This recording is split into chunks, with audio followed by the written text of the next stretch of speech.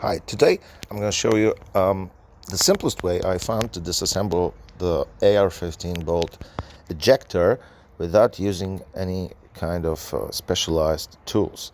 Of course, there are that kind of tools available in the market, kind of grips, vices, holders, which makes this operation very easy.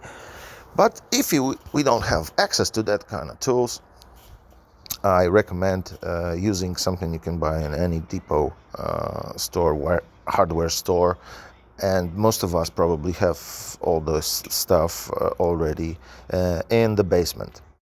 So what we're gonna need is a kind of a vise, carpenter vise. I recommend those with a kind of pistol grip. They are very handy to use. We're gonna also need a punch. This is the smallest punch I had from the set for roll pins.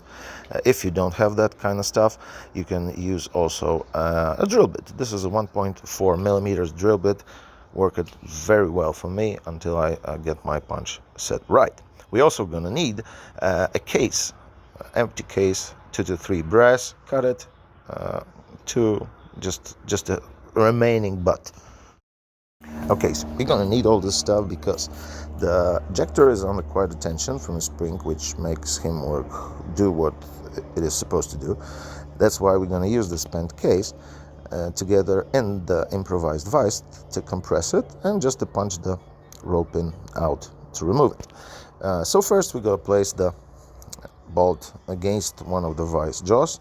Then I highly recommend to leave the extractor in place, so it's much easier to hook up the case and compress it while holding everything together. It looks complicated, but in reality, it's, as you can see, it's not that difficult.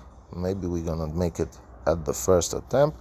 When you press the vise, it will just compress and let the case jump in like it would when it's chambering and the bolt is locking.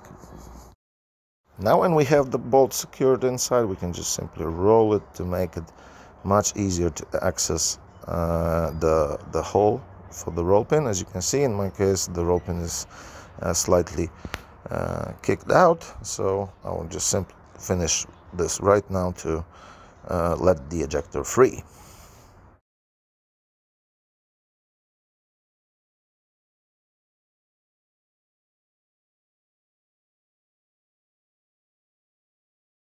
Okay, when we have the pin out, I strongly recommend to secure it until you lose it. And now to uncompress the vices, just make sure you got the bolt secured, not to kick it out somewhere in the room. And now we can just simply remove the ejector.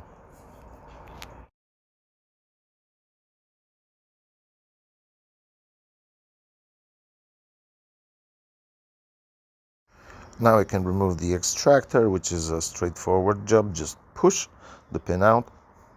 In most cases, it just comes out right away.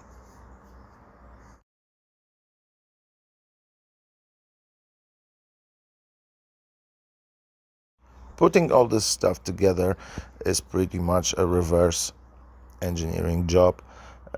Just make sure that you have the cut in the ejector. I will try to show you this on zoom. Here's this cut, which allows the pin to be driven through the bolt body, and make sure it's aligned with its hole while compressing it. Compress it, kick the pin back in place, and you're done. As you can see, the bolt is mounted pretty solid in the improvised vise. I've done this many times, so highly recommend if you don't have better tools for that.